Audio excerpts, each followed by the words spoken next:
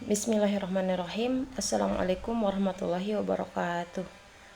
Perkenalkan, saya atas nama Mutmainah, NIM 2022 A1E013, Program Studi Pendidikan Sejarah, Fakultas Keguruan dan Ilmu Pendidikan, Universitas Muhammadiyah Mataram. Baik, di sini saya akan menjelaskan tentang beberapa pertanyaan. Yang pertama itu perbedaan statistik deskriptif dan statistika inferensial beserta contohnya. Statistik deskriptif adalah cabang statistika yang digunakan untuk menggambarkan atau meringkas data yang telah dikumpulkan dari suatu kelompok atau sampel.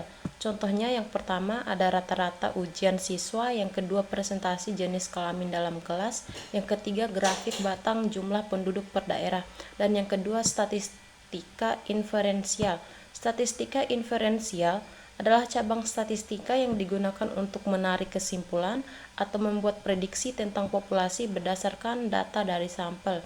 Contohnya yang pertama, menggunakan data dari 100 responden untuk memperkirakan prevalensi seluruh penduduk kota. Dan contoh yang kedua, menguji apakah perbedaan rata-rata nilai kedua kelas signifikan atau tidak. Pertanyaan kedua, jelaskan tentang populasi dan sampel dan berikan satu contohnya.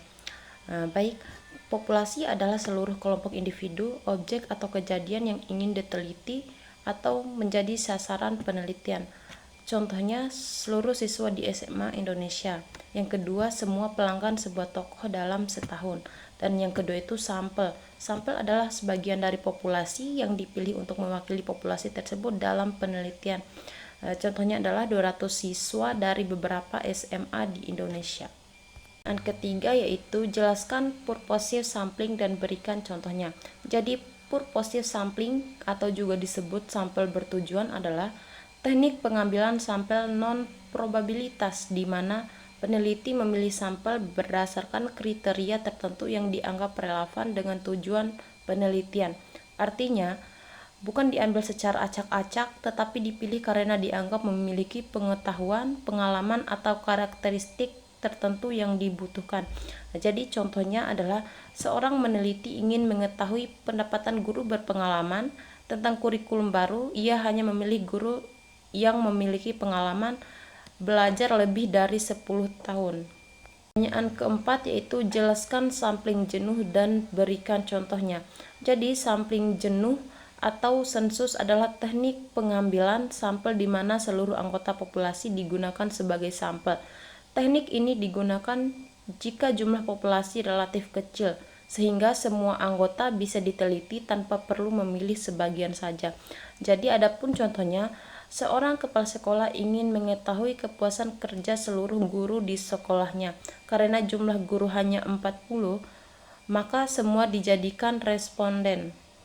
Jadi pertanyaan kelima yaitu jelaskan snowball sampling dan berikan contohnya. Snowball sampling adalah teknik pengambilan sampel non-probabilitas di mana responden awal yang dipilih akan membantu peneliti menemukan responden lain yang sesuai dengan kriteria penelitian. Disebut snowball karena jumlah sampel akan bertambah seperti bola salju yang menggelinding dan membesar. Contohnya yaitu peneliti ingin meneliti penggunaan narkoba di kota tertentu. Karena sulit didefinisikan secara langsung, peneliti mulai dari satu pengguna yang dikenal, lalu orang itu mengenalkan pengguna lainnya, dan seterusnya. Dan yang terakhir yaitu jelaskan incidental sampling dan berikan contohnya. Jadi incidental sampling atau convenience sampling adalah teknik pengambilan sampel non-probabilitas yang dilakukan secara kebetulan. Artinya, sampel dipilih dari siapa saja yang kebetulan ditemui oleh peneliti dan bersedia menjadi responden. Jadi, adapun contohnya, seorang mahasiswa sedang meneliti perilaku konsumen di mall.